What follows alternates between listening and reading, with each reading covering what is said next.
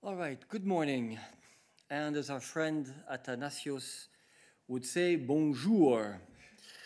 And welcome to our midday briefing online and live on EBS.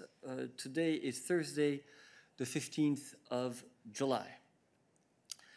Tomorrow, President von der Leyen will travel to Dublin to meet the Taoiseach, Micheál Martin, as part of her Next Generation EU visit, and to personally hand over the Commission's assessment of the National Recovery and Resilience Plan under Next Generation EU. Together with Commissioner Mairead McGuinness, they will also visit several tech projects designed by students at the Grange Gorman campus. I hope I pronounced that right. No, Grange Gorman, the campus of the Technological University Dublin. Thank you, Dan, which will receive funding from the Recovery and Resilience Facility. We will have an off-the-record technical briefing on the Irish Recovery and Resilience Plan tomorrow morning at 9 a.m. Now, on behalf of President von der Leyen, I would also like to say that our thoughts are with the families of the victims of the devastating floods in Belgium, Germany, Luxembourg, and the Netherlands, and with all those who have lost their homes. The EU, of course, is standing by to help. Affected countries, as you know, can call on the EU Civil Protection Mechanism, and help is already being provided through the mechanism following a request for assistance from Belgium.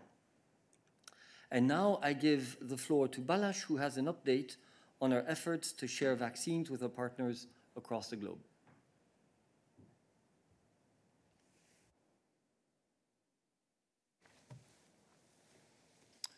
Indeed, good afternoon. So with the latest offers from EU member states this week, the Commission has so far supported the sharing of over 3 million COVID-19 vaccines to third countries via the EU Civil Protection Mechanism. Through these operations, the Commission, of course, coordinates the delivery and finances up to 75% of the transportation cost. Several such operations have already concluded, including to Cabo Verde, Serbia, and Suriname, and many are still ongoing or due in the coming days, including to Albania, Bhutan, Bosnia and Herzegovina, Kosovo, North Macedonia, Taiwan, Tunisia, and Ukraine. Now, vaccine sharing via the mechanism comes, of course, on top of the significant amount of in-kind assistance the EU has facilitated since the beginning of the pandemic. Thank you very much, Balázs. Puis, nous publions aujourd'hui le paquet d'infractions du mois de juillet. Comme vous le savez, pour aider les citoyens et les entreprises à pleinement profiter du marché intérieur, la Commission est en dialogue permanent avec les États membres qui ne respectent pas le droit européen et, au besoin, ouvrent des procédures d'infraction à leur égard. Les décisions prises aujourd'hui comprennent 52 lettres de mise en demeure, 31 avis motivés et 5 renvois à la Cour de justice de l'Union européenne. Nous clôturons également 108 dossiers en cours. Je voudrais notamment attirer votre attention sur les infractions relatives aux droits des personnes LGBTIQ, sur lesquelles un communiqué de presse est disponible. Vous trouverez un résumé des principales décisions en ligne et dans notre Daily News. Je tiens aussi à vous rappeler que la commissaire Ylva Johansson participera à la réunion informelle des ministres de la Justice et des Affaires intérieures qui a lieu aujourd'hui en Slovénie.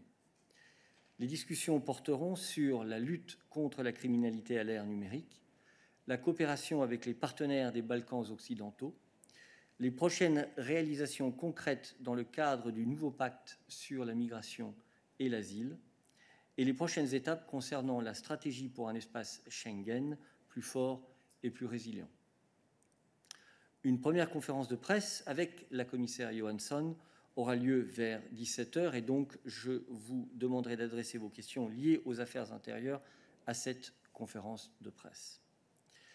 Et n'oubliez pas que nous offrons encore un briefing technique off the record et sous embargo sur la stratégie sur les forêts cet après-midi à 14h30. And last but certainly not least, let me say a word of goodbye to one of the old hands of this press room, Athanasios, who today has his last day here with us in Brussels. Now, Athanasios is an institution of this press room after having been part of the Brussels bubble for 17 years, covering no less than 4 Commission presidents over that period. After 24 years as a journalist, I'm happy to say that he is moving on to new challenges and will actually be joining the European Commission representation in Nicosia in our press team.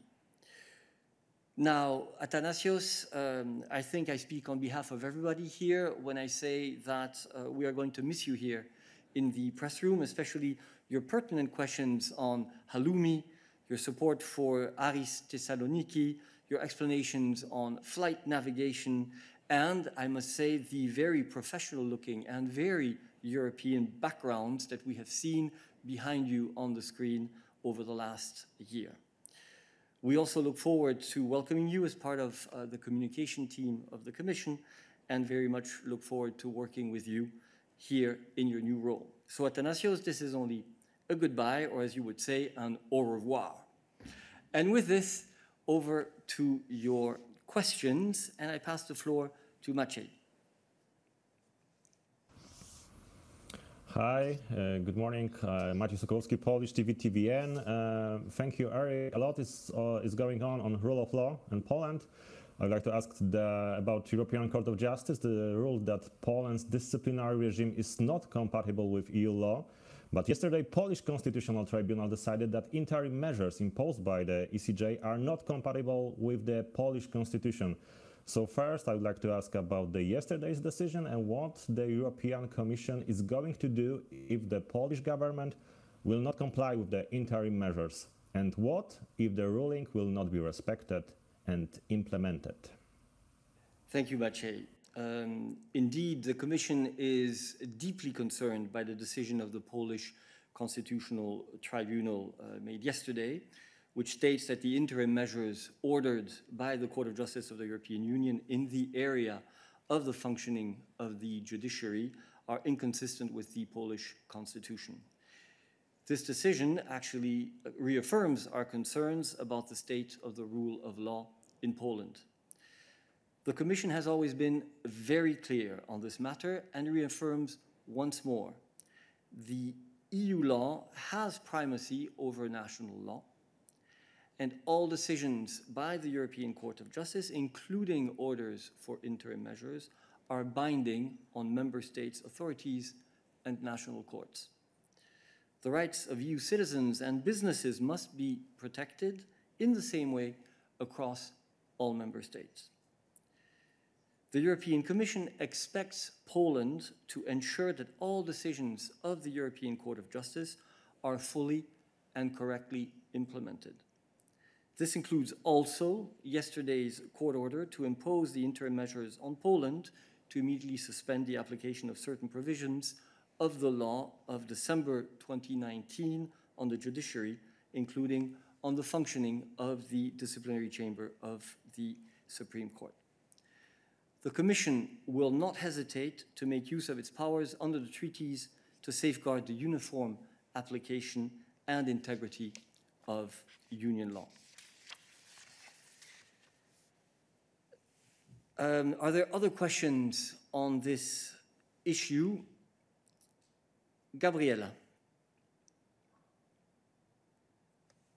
On the same issue, more specifically on the specter of quote-unquote Polexit, to what extent do you think there has been a lot of commentary since the Polish Constitutional Tribunal ruling yesterday? To what extent do you think indeed a step-by-step legal Polexit is happening or not really? Thank you.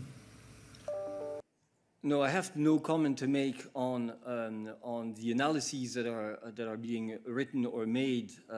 We are focused, obviously, on the decision which was taken by the Constitutional Tribunal yesterday, the ruling.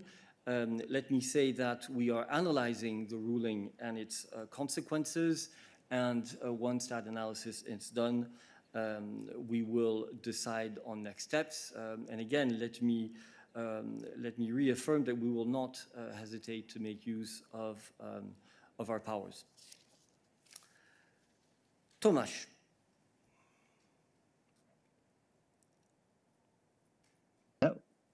Yeah, it's Tomasz Bielecki of Gazeta Wyborcza and Deutsche Welle. The question on the same issue. Since the independent judiciary respecting the primacy of EU law is a core element of anti-fraud and anti-corruption system in every member state, do you see any impact of yesterday's ruling of Polish Constitutional Tribunal on the fate of the Recovery and Resilience Plan? Do you expect European Commission to require from Poland to give any counterbalancing measures as regards monitoring and audit system in this plan to get the confirmation in the situation with this after the yesterday's ruling? Yes, thank you.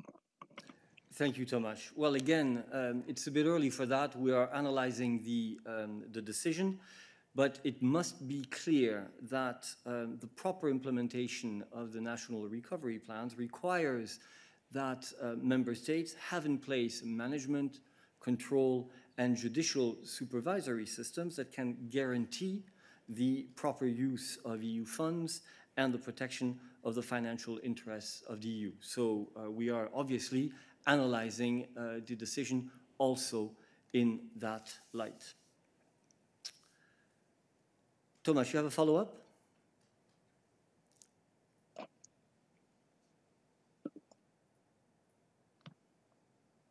Yes, no? Yes, no? No, okay. Thank you. Then raise your hand, please. Thanks. All right, are there other questions on this issue? Thomas Migliarina, une question sur ce sujet. Yes, because it actually came up this morning in the newsroom meeting that we have. Is the European Union starting quarreling with too many member states? I mean, you have Poland, you have Hungary, things with Slovenia are rather complex. Yeah, that's the question. The Commission never starts quarrels with member states. The Commission simply ensures the proper implementation of EU law. And as you can see from the infringement package that we are presenting today, obviously, there are many cases in which member states do not, in our view, comply with EU law, and in which we are therefore obliged to act.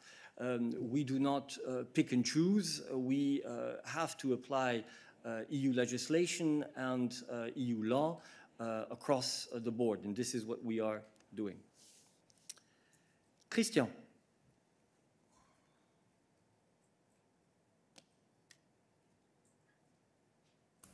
Oui, bonjour. Je voudrais savoir si, en s'attaquant aux constitutions des États membres, puisqu'en fait, vous leur demandez effectivement de revoir leur constitution, on ne va pas un pas trop loin dans le fossé qui risque de se creuser avec les citoyens européens, surtout dans les pays d'Europe dite de l'Est. Merci. Rien dans ce que je n'ai dit aujourd'hui n'implique que nous demandions un changement quelconque. Nous demandons simplement le respect d'un principe fondamental du droit européen et de la construction européenne, qui est la primauté du droit européen et la valeur obligatoire des jugements émis par la Cour de justice de Luxembourg. Catherine.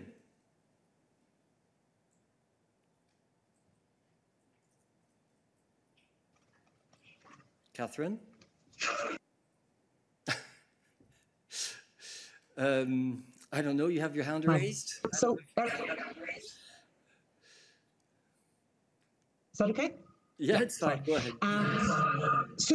Eric, yes, as you say, it is absolutely a fundamental tenet of being an EU member that you comply with the laws that you have indeed shared a part in actually making and at least agreeing to when you join the EU.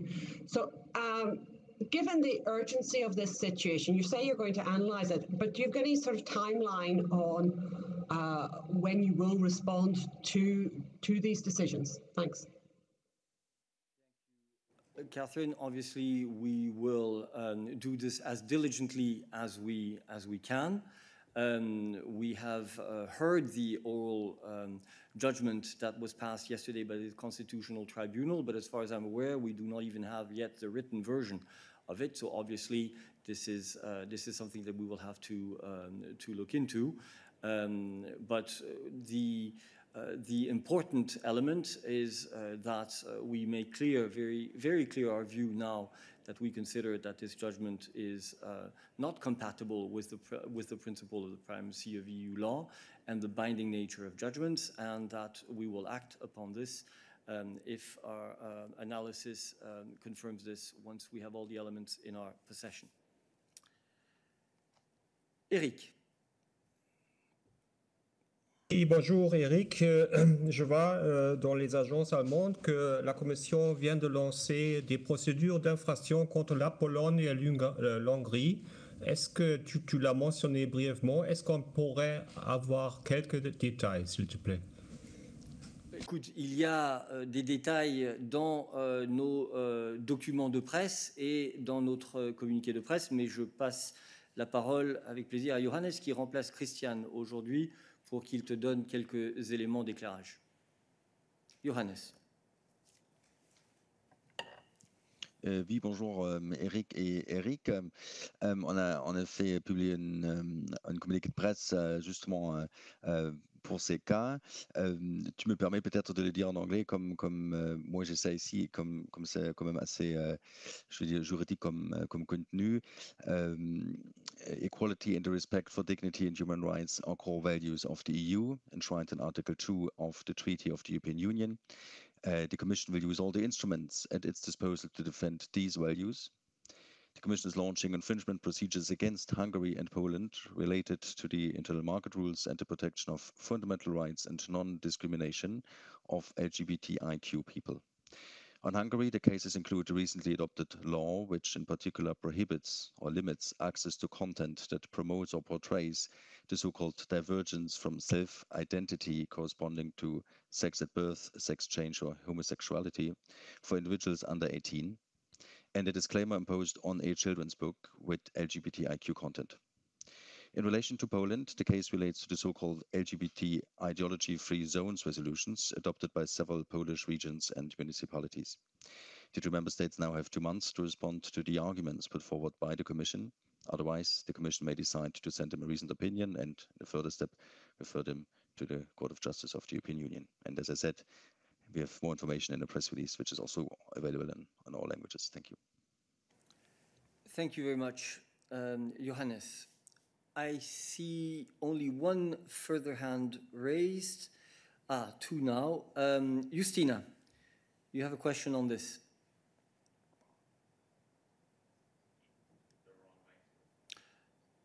Your mic source doesn't seem to be the right one, I am told, Justina. Yes, now it works. Go ahead. Yes, now it works. Go ahead. Yes, it's working, yeah? Yes.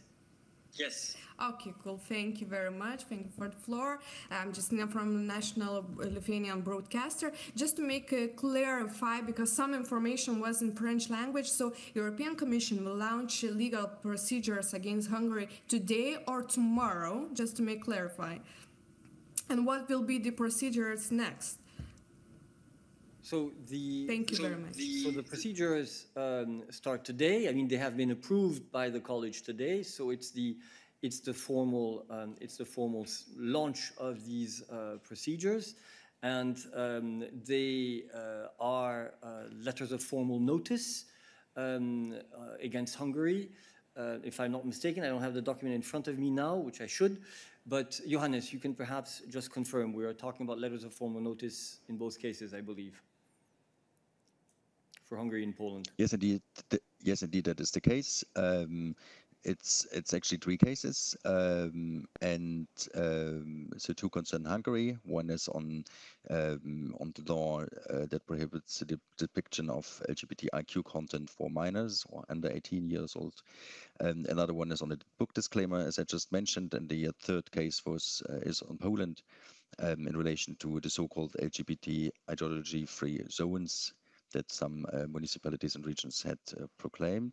And as I had also mentioned, as a next step, in theory, there could then be a reasoned opinion, but now the countries have 2 months to reply. And once again, all this information is in a press release, which is also available in Lithuanian, of course. Thank you.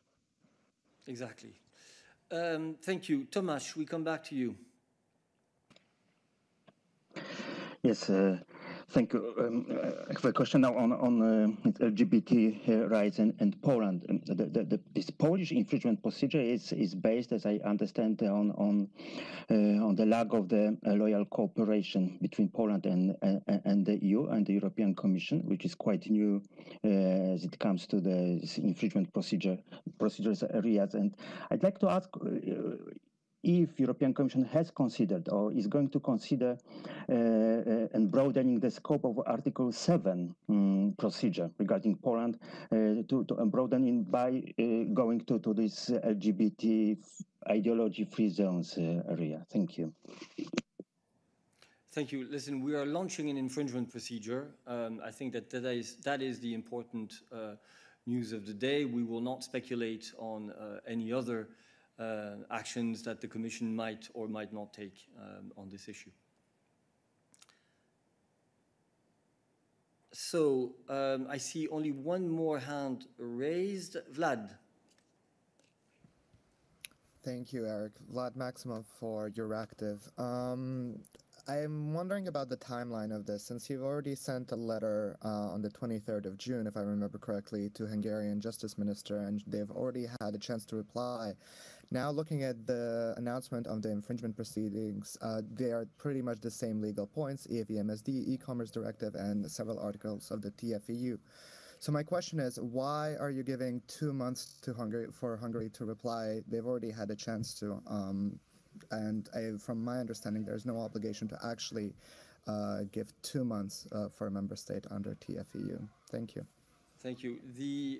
Let me just point out that the first letter that you mentioned was not a formal step in an infringement procedure. It was a political letter based on the announcement, whereas now we are taking a formal step. On the delay, I don't know if Johannes, you can say something specific about 2 months delay. If not, we'll come back to you bilaterally. Johannes. I could maybe just add that this is the standard timeline that is foreseen. So we follow the standard procedure here with the 2 months. And as you pointed out, Eric, the first letter was to react immediately, but of course we need to follow the procedures. And this is now the launch of an infringement procedure, which follows the exchanges we have had with the Hungarian authorities, and during which they did not, address the issue to our satisfaction, which is now the reason why we launched this infringement procedure. We would certainly not want to deviate from our normal practices in this regard. David. Oui, merci Eric. Vu que le plan polonais de résilience et relance a été mentionné, est-ce que je peux demander un update sur le plan hongrois, s'il y a des nouveautés, si vous avez demandé formellement au gouvernement hongrois de prolonger l'échéance des 2 mois, et s'il y a une réponse? Merci. Merci David. Non, je n'ai aucune nouvelles informations à t'apporter par rapport à ce qu'on a déjà eu l'occasion de dire ici sur le podium. Y a-t-il d'autres questions pour nous aujourd'hui? Lorenzo.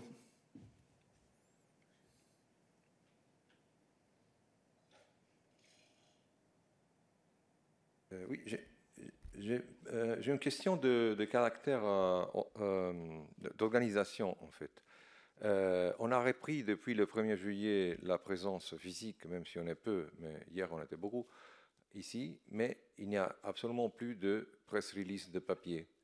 Est-ce que vous avez décidé maintenant qu'on ne va plus avoir les documents disponibles en papier à l'entrée avant la conférence de presse? Parce que ça nous change beaucoup la façon de travailler. En plus, bon, tout ce qui nous arrive par voie électronique, parfois, par exemple aujourd'hui, il vient d'arriver, Et c'est énorme, c'est beaucoup. Donc, je ne sais pas si vous avez décidé ça ou si c'est simplement pour prendre un peu de temps avant de retourner à l'organisation normale. Merci. Non, non, c'est l'organisation normale qui n'a rien à voir avec la fermeture de la salle de presse liée à la pandémie. C'est une décision qui avait été prise dès le début et que nous appliquons depuis ce moment-là. Digital Commission. Lorenzo. Est-ce qu'on peut au moins avoir des imprimantes à la disposition alors pour pouvoir imprimer? Parce que les imprimantes sont là, mais elles ne marchent pas, ou il y a pas. C'est quelque chose qui. Non, c'est un problème vraiment de travail. Ici, ça devient Lorenzo, impossible. il y a 4 journalistes en salle de presse aujourd'hui. Et par ailleurs, je serais d'avis que ce sont des questions à discuter, non pas dans la salle de presse de la Commission européenne, mais éventuellement en bilatéral ou dans le contexte de contact avec l'API. Je suis ravi de continuer cette discussion dans ce cadre-là. Je vois qu'entre-temps, tu as inspiré d'autres collègues à lever la main. Christian, nous revenons vers toi. Oui, moi j'ai une question de politique étrangère. Je ne sais pas si Peter est sur le podium. En fait, hier, il avait donné la position, ou avant-hier, il avait donné la position en disant que l'Union européenne n'envisageait absolument pas de retirer les personnels qui sont présents en Afghanistan. Je voudrais savoir si l'Union européenne et les services de M. Borrell ont été informés par l'OTAN ou par les Américains du dispositif de protection qui était en discussion. Est-ce qu'on a reçu des assurances sur le fait que l'aéroport de Kaboul sera protégé, sur le fait que les communications seront protégées, sur le fait que les ambassades pourront être protégées face à l'offensive des talibans. Je pose cette question parce qu'en fait, on a un peu une impression de sauf qui peut. La France vient de recommander à ses ressortissants de quitter le pays. Il y en a à peu près une centaine, en leur disant vous partez le 17, il n'y aura pas d'autres vols. Et tout ça sent vraiment très très très mauvais. Les talibans sont en train d'enfoncer complètement les lignes de défense d'une armée afghane dont le secrétaire général de l'OTAN nous disait qu'elles avaient été parfaitement formées et qu'elles étaient capables de résister. Manifestement, c'est pas le cas. Monsieur Borrell s'est dit très inquiet par la situation dans le terrain et a dit qu'effectivement l'Union européenne voulait continuer à soutenir les populations afghanes, mais pour continuer à les soutenir, il faut être présent. Pour être présent, il faut assurer cette présence. Donc je voudrais savoir si vous avez eu des garanties en ce sens ou si effectivement on peut s'attendre à un grand désastre à la fois humanitaire et même militaire, puisque finalement c'est une grande défaite pour tout le monde. Merci. Merci Christian. Peter est aujourd'hui Nabila et je lui passe la parole pour répondre à ta question. Oui, bonjour Christian et merci pour ta question.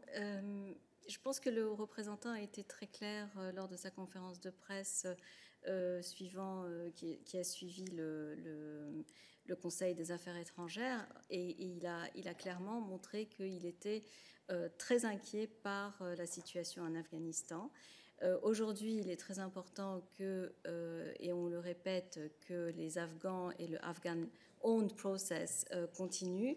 Il est très important et on considère que le gouvernement afghan a fait énormément de concessions aujourd'hui, que ce soit dans leur responsabilité légale ou montrer leur engagement vis-à-vis du processus de paix.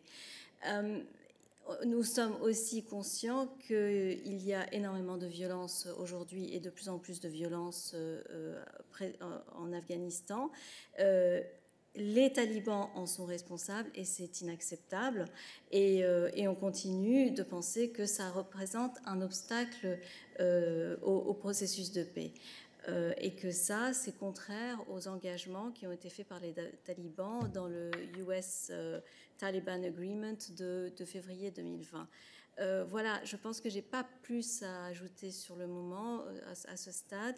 Le haut représentant était très clair et Peter également hier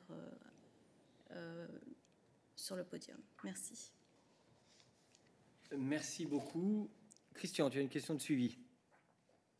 Une précision, combien de personnels européens sont présents en Afghanistan, tout compris, pour savoir si effectivement, si jamais ils devaient être évacués, est-ce que vous avez prévu des procédures, des moyens de les évacuer? Quand on commence à avoir des États membres qui demandent à leurs ressortissants de partir tout en maintenant une ambassade, mais une ambassade c'est quelque chose de particulier, on peut se demander si effectivement on ne risque pas d'être pris au dépourvu face à une force militaire des talibans qui sont en train d'appeler à la reddition les villes et les villages, quoi. Quand il s'agit de sécurité, pour nous, il est très très difficile de parler de mesures de sécurité on the record pour des raisons qui sont évidentes. Le nombre de personnel là-bas, il faut que je réagisse, il faut que je vérifie pour te donner exactement combien de personnes sont en cours. Mais une chose est claire, c'est que nous sommes très conscients de la situation sécuritaire, que nous y travaillons, que nous pensons à et que nous travaillons là-dessus. Mais je ne peux pas te donner exactement les mesures de sécurité de ce podium. Merci. Y a-t-il d'autres questions relations extérieures pour Nabila aujourd'hui? Je n'en vois pas et donc je repasse la parole à Jorge, qui je crois avait levé sa main. Jorge. Yes, hi, good afternoon, Eric. It's a question on the how the green package was approved yesterday. I know that this issue has been addressed before in previous press conferences, but it's a question rather related to the president, because we saw, I mean, after the mistakes made with the Northern Ireland Protocol, that von der Leyen said that lessons will be learned. Also, following the Sofagate, where her team decided not to exclude the Commission protocol services. She said that she would review what happened and again draw the pertinent lessons. And now we're seeing with this package, with the Fit for 55 package, that instead of improving how things are handled, I mean, the criticism has continued to grow internally, with commissioners being ignored, with the proposals being rushed. So my question is whether the president is satisfied with how the approval process went yesterday, and given the dissatisfaction seen over the past months, especially with this package, if she's considering changes in her management. Thank you. Thank you, Jorge. The answer is very simple. The president is very satisfied with the decisions that were taken yesterday and the collegial process that took place. I think that Vice President Timmermans has explained in quite some detail the process and the fact that it is absolutely normal that on such a big package with, let me remind you, 12 proposals, there is a debate. There was an ample discussion that is absolutely normal and welcome.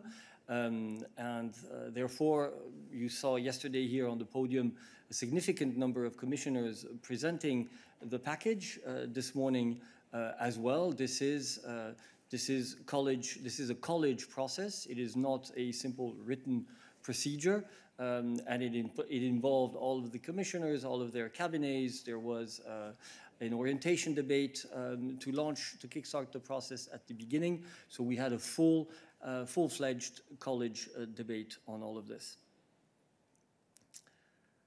Jorge, follow up. Yes, thank you, Eric. Quick follow-up. You spoke about collegiality, but I mean, part of the criticism is precisely related to this. For example, she was giving interviews while some cabinets were still finalizing the details. I mean, like, let's say, expressing publicly what will be the end result when people were working on the details. Many of the commissioners expressed concerns during the college discussion. One of them, Commissioner Hunt, even voted against it because the own resources decision was not linked to the enormous package presented yesterday. And actually, this is a concern that he raised or his cabinet raised during the previous discussion. So, and this is an important element of how we're going to pay the recovery fund. So, where do you see the collegiality there? I see it working very, very well. This is not the Soviet Supreme, where everything has to be approved unanimously and without any debate. We are a college. The college actually has discussion.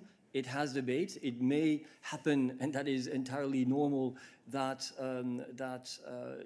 voices are expressed, voices are heard that express reservations or concerns, and that is why there is a college discussion. And yesterday's college discussion was ample, was detailed, and was very, very positive. So, frankly, I believe that you should focus on the fact that the college endorsed this proposal, and that we are now moving forward in the negotiation of the different proposals with the co-legislators. Okay, right, I see two further hands raised. Are they on the same issue, on which I frankly have nothing more to say? Eric. Oui, c'est le même sujet. Follow-up de Jorge, en effet. Est-ce que tu peux confirmer qu'il y avait un vote hier au sujet du Fit for 55 package? Est-ce que tu peux confirmer que le commissaire Hahn a voté contre? Et est-ce que vous allez peut-être pour une fois publier le protocole, les minutes de ce débat? Et finalement la question sur la conclusion que tu viens de tirer, est-ce que l'ambiance était vraiment positive? Merci.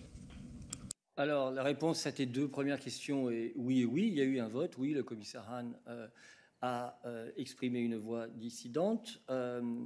Et en ce qui concerne la publication des comptes rendus du collège, à ma connaissance, les comptes rendus du collège sont publiés après leur approbation par le collège. Donc je ne vois pas pourquoi tu dis pour une fois, mais on pourra vérifier cela le moment venu. En ce qui concerne un débat au collège, le vice-président exécutif Frans Timmermans a déjà largement donné des explications sur celui-ci, et donc je n'ai rien à rajouter par rapport à cela. Christian. Bon, juste une petite précision, est-ce qu'on peut savoir quel a été le résultat du vote? Est-ce que M. Hahn a été le seul à exprimer une voix dissidente et à voter contre, ou est-ce qu'il en a eu d'autres? C'est vrai que dans l'histoire du collège, c'est assez rare, mais c'est vrai que lors du paquet climat 20-20-20, on avait eu le même genre de problème. C'est pas quelque chose de très surprenant, mais c'est intéressant parce qu'en fait, comme l'a souligné M. Timmermans, si on n'arrive pas à convaincre les gens, le paquet ne passera pas. Et le problème, c'est que si on n'arrive pas à convaincre les commissaires, le paquet risque d'être encore plus handicapé. J'ai posé la question à M. Timmermans ce matin. Il m'a envoyé bouler en disant que l'histoire de cuisine restait des histoires de cuisine. Moi, je veux bien, mais enfin, il y a un gros problème si on n'arrive pas à se mettre d'accord au niveau des commissaires. Merci. Ben, écoute, pour répondre à ta question, il y a eu une seule voix qui s'est opposée à l'adoption du paquet. Mais je t'invite à lire aussi les tweets du commissaire Hahn qui ont été publiés l'après-midi, dans lesquels il exprime son soutien. Voilà. Daniel. Oui, bonjour, merci de me donner la parole. C'est aussi un follow-up. Bon, Christian a déjà posé la première question sur le vote, si M. Hahn était le seul.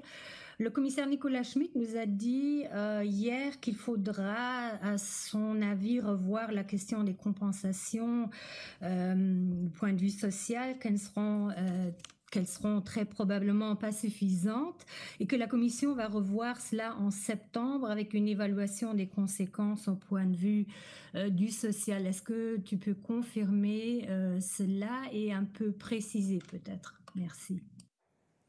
Ce que je peux dire, c'est que la Commission a fait des propositions très volumineuses, très détaillées, très claires hier. Et maintenant s'engage un processus qui est le processus législatif avec les deux branches du co-législateur, le Parlement et le Conseil. C'est cela que nous avons devant nous. Et c'est sur cette tâche du dialogue avec les États membres et le Parlement que nous allons nous concentrer. Maintenant, il est clair que, comme dans tout processus législatif, nous allons écouter les partis qui, d'ailleurs, sont responsables, en fait, maintenant de l'évolution des textes. Donc, ça n'est pas comme si la proposition que nous avons faite était le texte définitif. Il doit d'abord passer par les deux branches de l'organe législatif. Et donc, il y aura certainement des débats détaillés sur l'ensemble des propositions qui ont été faites, y compris celles sur ce fonds social, ce fonds climatique social. David. Merci Eric. Je voulais juste savoir s'il y a eu des abstentions ou des commissaires qui ont décidé de ne pas voter, de ne pas s'exprimer en laissant la salle. Non, c'est pas comme ça que ça se passe. Et donc le résultat, c'est simplement qu'il y a une voix qui s'est opposée au paquet qui était sur la table. Ok, je ne vois pas d'autres questions pour nous aujourd'hui. Si, Tommaso. Yeah, thank you for the floor. I have a question about the COVID digital certificate.